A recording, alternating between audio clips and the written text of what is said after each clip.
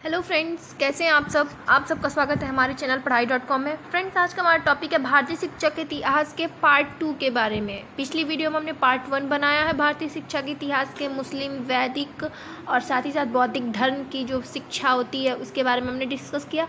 आज की वीडियो में हम जानेंगे कुछ शैक्षिक घटनाक्रम, इम्पॉर्टेंट एजुकेशनल इवेंट्स के बारे में, जो पार्ट 2 में हमने बनाया है। तो फ्रेंड्स, आप सब वीडियो को लाइक कर दीजिए और साथ ही साथ शेयर जरूर कीजिए, क्योंकि हमारे लिए बहुत इंपॉर्टेंट वीडियो, बहुत इंपॉर्टेंट सेशन होने वाला है। चैनल पर है तो सब्सक्राइब करके बेल आइकन को प्रेस कर दीजिए, ताकि इस तरीके की जो भी नई वीडियोज़ आए, जो भी नई अपडेट्स आए, सबसे पहले आप तक पहुंच सकें।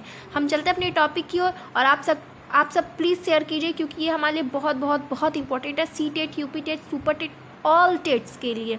तो प्लीज़ आप सब शेयर कर दीजिए, क्योंकि हिस्ट्री जो है हमारे सब सिलेबस के हिस्ट्री में सबसे ज़्यादा शिक्षा से रिलेटेड हिस्ट्री, यानी कि भारतीय शिक्षा के इतिहास के बारे में पूछा जाता है, उसके घटनाक्रम के बारे में पूछा जाता है, जिसको हम आज वर्ष और शैक्षिक घटनाक्रम के रूप में डिस्कस करेंगे। वर्ष यानी कि 1813 से लेकर 2005 तक शैक्षिक घटनाक्रम, जो भी इन वर्षों के अंदर शैक्षिक घटनाक्रम हुए, उन सब के बारे में हम डिस्कस करने वाले हैं। तो आप सब वीडियो को लाइक कर दीजिए और सब्सक्राइब करना मत भूलिए। तो फ्रेंड्स, चलते हैं हम अपनी वीडियो पर। सबसे पहले स्टार्ट कर लेते हैं अपनी वीडियो को। बातें तो बाद में होती ही रहेंगी, तो हम चलते हैं। सबसे पहले 1813 से शुरू करेंगे। 1813 में क्या हुआ? चार्टर अधिनियम में शिक्षा के लिए 1 लाख रुपए प्रतिवर्ष का प्रावधान। 1813 में चार्टर अधिनियम में शिक्षा के लिए 1 लाख रुपए का प्रतिवर्ष प्रावधान हुआ। वहीं ठीक 20 साल बाद 1833 में चार्टर अधिनियम में शिक्षा के लिए जो 1 लाख रुपए का प्रावधान हुआ था प्रतिवर्ष के लिए, उसको 1 लाख से बदल के 10 लाख रुपए प्रतिवर्ष का प्रावधान बना दिया गया। आगे 1835 में क्या हुआ? मैकाले के घोषणा पत्र के द्वारा यूरोपीय साहित्य के विज्ञान का अंग्रेजी माध्यम से प्रचार करने का निर्णय तथा उद्योगामी निस्यंदन सिद्धांत का प्रतिपादन 1835 में हुआ। 1835 अगेन 1835 क्या हुआ? लॉर्ड विलियम बेंटिंग के द्वारा निर्गत आदेश पत्र के द्वारा मैकाले के प्रस्ताव की स्वीकृति हुई। मैकाले का जो घोषणा पत्र था उसकी स्वीकृति 1835 में हुई लॉर्ड विलियम बेंटिंग के द्वारा। आगे 1839 लॉर्ड ऑकलैंड के द्वारा प्राच्य शिक्षा को भी प्रोत्साहन। लॉर्ड ऑकलैंड के द्वारा जो प्राच्य शिक्षा थी उसको भी प्रोत्साहन मिला। 1854 में क्या हुआ? वुड के घोषणा पत्र, जो वुड का घोषणा पत्र है, उसके द्वारा जनसाधारण की शिक्षा, स्त्री की शिक्षा तथा अध्यापिका शिक्षा पर जोर एवं पाश्चात्य प्रकार के विश्वविद्यालय खोलने की संस्तुति 1854 में वुड के घोषणा पत्र के द्वारा ये सभी चीज़ें हुई। ये हमारी शैक्षिक घटनाक्रम है। अब है 1857 में क्या हुआ? कलकत्ता का जो विश्वविद्यालय है, बम्बई मद्रास विश्वविद्यालयों की स्थापना कब हुई? 1857। 1859 में क्या हुआ? स्टेनली का आज्ञा पत्र के द्वारा सरकार द्वारा प्राथमिक शिक्षा का उत्तरदायित्व उठाने की नीति। स्टेनली के आज्ञा पत्र के द्वारा सरकार के द्वारा प्राथमिक शिक्षा का उत्तरदायित्व उठाने की नीति कब हुई? 1859 यानी कि 1859 में। 1882 हंटर आयोग द्वारा शिक्षा संबंधी व्यापक संस्तुतियाँ। 1887 इम्पॉर्टेंट, मोस्ट इम्पॉर्टेंट, इलाहाबाद विश्वविद्यालय की स्थापना 1887 इम्पॉर्टेंट।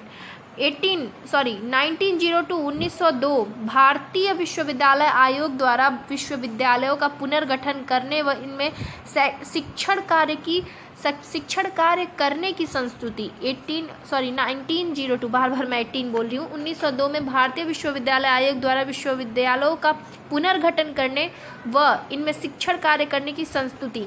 1904 में लॉर्ड कर्जन के द्वारा शिक्षा नीति संबंधी सरकारी प्रस्ताव। 1904 अगेन 1904 भारतीय विश्वविद्यालय अधिनियम द्वारा विश्वविद्यालयों के प्रशासन, अधिकार व कार्य क्षेत्र में व्यापक परिवर्तन हुआ।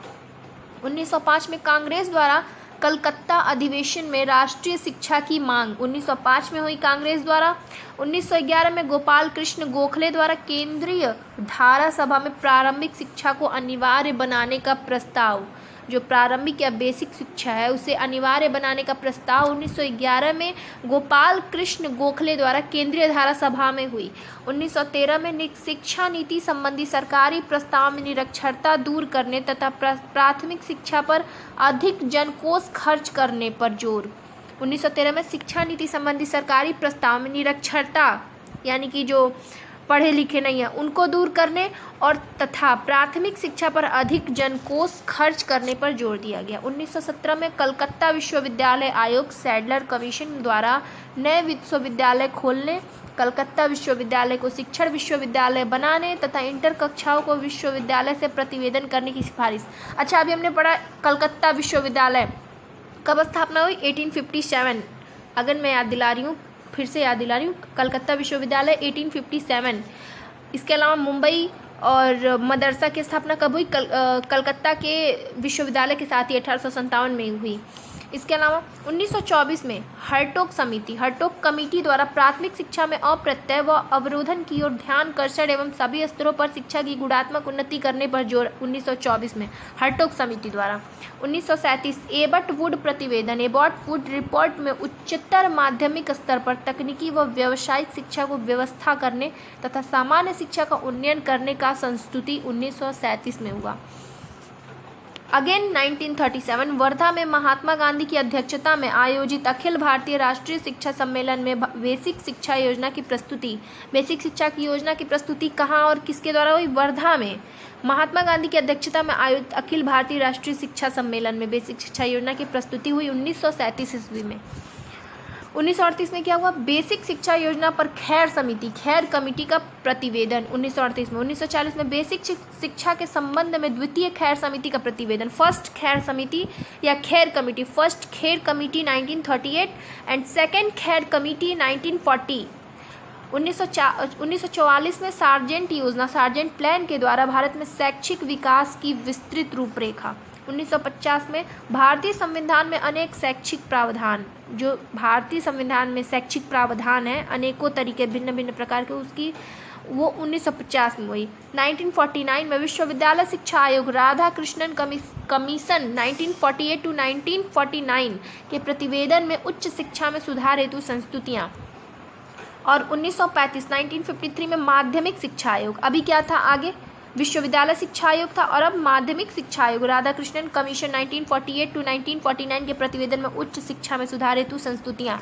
पहली बार किसके द्वारा? विश्वविद्यालय शिक्षा आयोग द्वारा और दूसरी बार माध्यमिक शिक्षा आयोग द्वारा।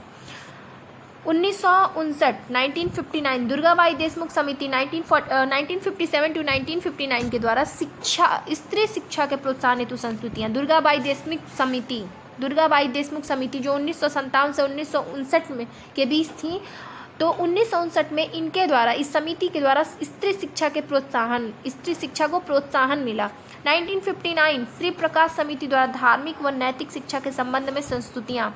1961 डॉक्टर संपूर्णानंद समिति के द्वारा संवेगात्मक एकता संबंधी सुझाव। 1962 दिल्ली विश्वविद्यालय द्वारा भारत में स्नातक स्तर पर पत्राचार पाठ्यक्रम का प्रारंभ हुआ। 1962 में दिल्ली विश्वविद्यालय द्वारा भारत में स्नातक स्तर पर पत्राचार पाठ्यक्रम का प्रारंभ हुआ। 1964 में हंसा मेहता समिति के द्वारा लड़कियों के लिए विभिन्न शिक्षा स्तरों पर पाठ्यक्रम संबंधी सुझाव मिले। हंसा मेहता समिति द्वारा लड़कियों के लिए। और स्त्री शिक्षा की शुरुआत या प्रोत्साहन किससे मिला? दुर्गाबाई देशमुख समिति द्वारा स्त्री शिक्षा को प्रोत्साहन मिला और हंसा मेहता समिति द्वारा लड़कियों के लिए विभिन्न शिक्षा स्तरों पर पाठ्यक्रम संबंधी सुझाव मिले। 1966 कोठारी शिक्षा आयोग, most important Kothari commission 1964 to 1966 के द्वारा शिक्षा एवं राष्ट्रीय विकास नामक प्रतिवेदन में शैक्षिक सुधार हेतु व्यापक संस्तुतियाँ। यहाँ कुछ धुंधला पड़ गया। 1968 मैं लिख दे रही हूँ। 1968 स्वतंत्रोपरांत प्रथम राष्ट्रीय शिक्षा नीति की घोषणा। 1973 में क्या हुआ? 10+2+3 academic plus matric plus graduation शिक्षा संरचना, 10+2+3 शिक्षा संरचना लागू करने संबंधित समिति की सुझाव। 1977 में क्या हुआ? पटेल समिति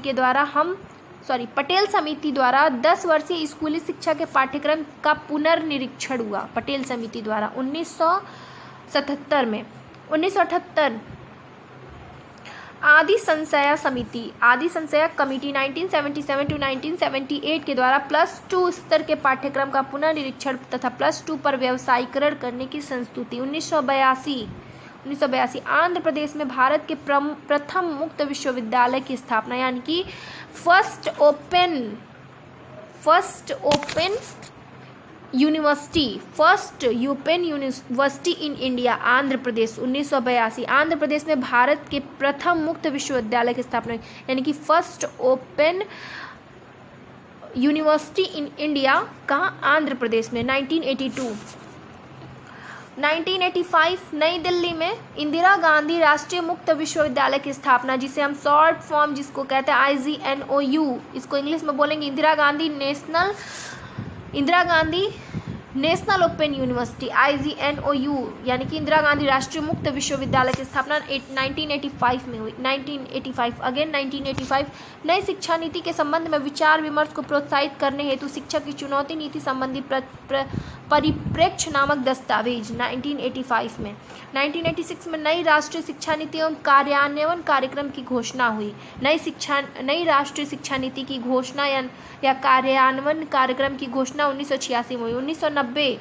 1990 आचार्य राममूर्ति समिति, इम्पोर्टेंट नोट करते जाइए, सुनेंगे और नोट करेंगे तो रिवीजन भी होगा और साथ साथ माइंड में सेट होता जाएगा। जो भी चीज़ें अस्थायी रूप से आपके दिमाग में बैठती जाएंगी, तो सुनिए और फिर सुन के खुद से नोट कीजिए, और कहीं गलती है तो वीडियो को पॉज कीजिए, प्लेलिस्ट में जाके वीडियो को देखिए, पॉज कीजिए और फिर लिखिए, इससे रिवीजन होता जाएगा आपका। तो 1990 में जो इम्पोर्टेंट है हमारे लिए, आचार्य राममूर्ति समिति द्वारा राष्ट्रीय शिक्षा नीति 1986 की समीक्षा में एवं प्रबुद्ध और मानवीय समाज की ओर नामक प्रतिवेदन की प्रस्तुति हुई। 1992 में यशपाल समिति मोस्ट इम्पॉर्टेंट, कोठारी आयोग, यशपाल समिति, राममूर्ति समिति। 1992 यशपाल समिति 1992 टू 1993 द्वारा प्राथमिक स्तर के छात्रों के शैक्षिक बोझ को कम करने हेतु सुझाव, ये हमारे लिए बहुत ही ज़्यादा इंपॉर्टेंट है, इसे नोट डाउन कीजिए प्लीज़ फ्रेंड्स।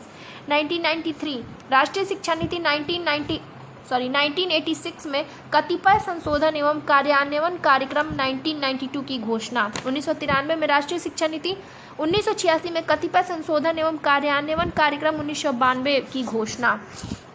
अब हम चलते हैं 2000 के आसपास। तो 2002 में क्या हुआ, सर्व शिक्षा अभियान की घोषणा, मोस्ट इम्पॉर्टेंट, सर्व शिक्षा अभियान की घोषणा 2002 में।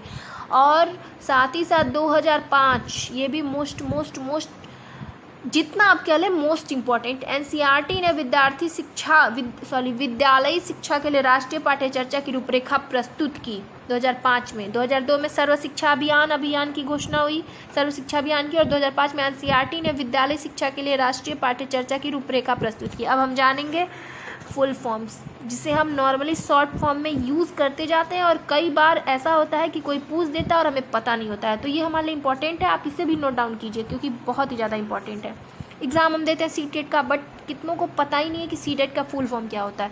तो CTET central technical education institute, diet district institute of education and training, CIE central institute of education, RIE regional institute of education, NCERT national council of education research and training, NATE national association of teacher education, NCTE national council of teacher education, AICTE all India council for technical education, IASE institute of advance studies in education, institute of advance studies in education, SIE state institute of English, DPEP district primary education programme, EFA education for all, SSA Sarva Shiksha Abhiyan, CBSE central board of secondary education, IGNOU Indira Gandhi national open university, NEP national education policy, RHEC rural higher education committee, NUEPA national university of education planning and administration, NCPCR national council for protection of child rights, SCPCR state council for protection of child rights. तो ये थे हमारे कुछ full forms और कुछ प्रमुख शैक्षिक घटनाक्रम या सम इम्पॉर्टेंट एजुकेशनल इवेंट। तो फ्रेंड्स, आपने वीडियो को लास्ट तक देखा, इसके लिए बहुत बहुत बहुत धन्यवाद। और साथ ही साथ अगर आपको कॉमर्स की वीडियो चाहिए, कॉमर्स की बेसिक चीज़ें जानने में अगर आप रुचि रखते हैं, रुचि रखते हैं, तो हमारे सर ने वीडियो बना के और बेसिक चीज़ें जो कॉमर्स के बारे में है, हमारे चैनल पढ़ाई.com को विज़िट कीजिए। उस पर सर ने वीडियो बना के डाला हुआ है, प्लेलिस्ट में जाइए कॉमर्स के, और आप जो बेसिक चीज़ें हैं जानने की रुचि रखते हैं, जानने में रुचि रखते हैं, तो जाइए और वीडियो को देखिए। अगेन वीडियो को लाइक कीजिए और शेयर कीजिए, और नए हैं तो सब्सक्राइब करके बेल आइकन को प्रेस कीजिए, जिससे आपके लिए जो भी हमारी इंपॉर्टेंट अपडेट्स हैं आप तक पहुंचती रहें, सबसे पहले आप तक पहुंचती रहें। So friends, thank you.